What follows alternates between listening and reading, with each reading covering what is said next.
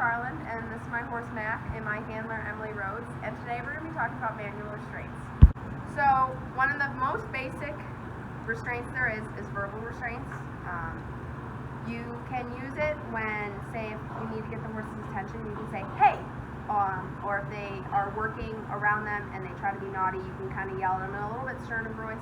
But a verbal restraint can only go so far. They can start ignoring you, they can get really skittish from it, and then you get even more distracted. So verbal restraints are probably the most basic restraint that you can have before moving to some of these manual restraints. The first manual restraint we're going to be talking about is just your simple halter and lead rope. Emily's demonstrating this by holding him right now. You want the halter to be fitting nice and square on his face, not too tight or not too loose. You want the noseband to just sit on the bridge of his nose. We have the lead rope clipped underneath the halter. This is the most basic restraint. So going further from your basic halter and lead rope, we can also add a chain over the nose. Adding a chain over the nose just adds a little bit more security and a little bit more toughness when leading a horse, say, that's on stall rest or just is bad to hand walk. So starting on the left side, you're going to go through the hole. You're going to go down and over, and then you can go on the other side and then link it back up. You always want the hook away from the horse's skin. You want to go down and over the noseband, just in case, as if it was down low, it can get low and bother the horse, and if you go to pull on it really hard, damage the lower nostril bones. So the next manual restraint we're going to talk about is a lip chain. It's a little bit more harsher than just a chain over the nose because you are going to have the chain against the horse's gums. You usually use this manual restraint when leading studs, working with young horses, clipping, anything that you need kind of a distraction for a few minutes, as it will send endorphins through their brain and kind of distract them from what you're doing around them. So start off, I'm going to do almost a basic chain over the nose. So I'm going to cross over, go through the hole on the right side and link up. You want the chain to be just normal so you can bring it down. You don't want to hook your connector down here, as if the halter would shift or if the horse has a small head, ill-fitting halter, this big hook will rub on the horse's gum and cause an injury. So what I'm going to do, I'm going to slide down, I'm going to take the chain with my fingers, I'm going to slide his gum up and then gently pull down. As you see, he has a pretty distinct reaction. He lowers his head. You want to make sure you pull down, not up or to the side, and it's not a pull, it's more of just a gentle hold of the chain. And then so now I'll release it and then pet his nose and tell him that he's a good boy.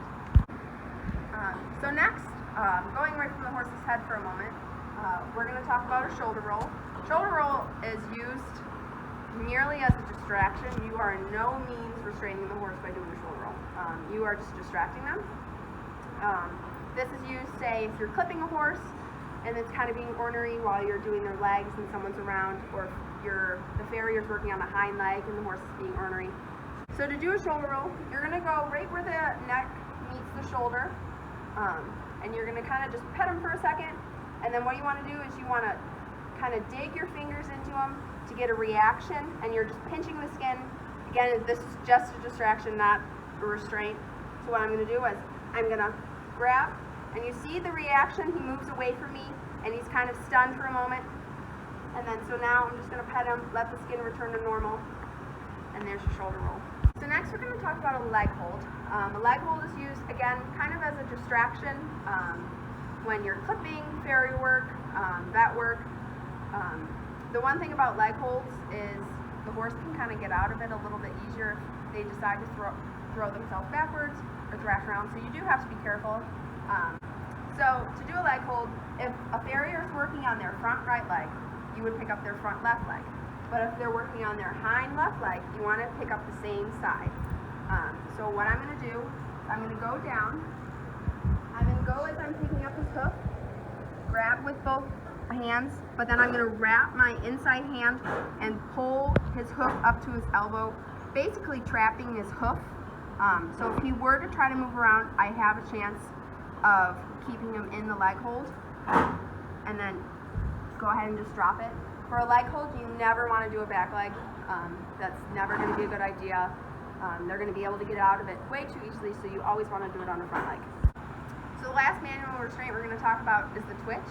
The twitch is probably your harshest manual restraint that you can give.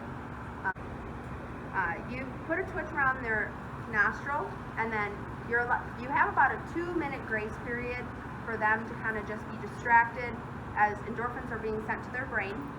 From then, that 2 minutes for about another 10 minutes, you have them distracted where they're a little bit loopier and the endorphins are to their brain and they're just fully distracted.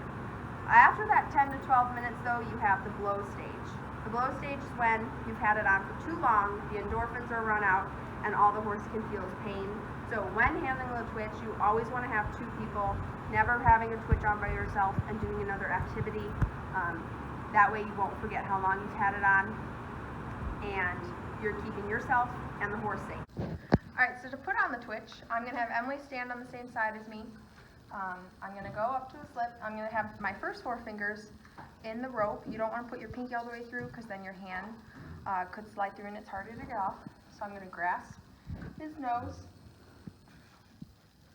put the rope on, and then start twisting the rope until it's firmly around his nose and it's not going to slip off. And then twist.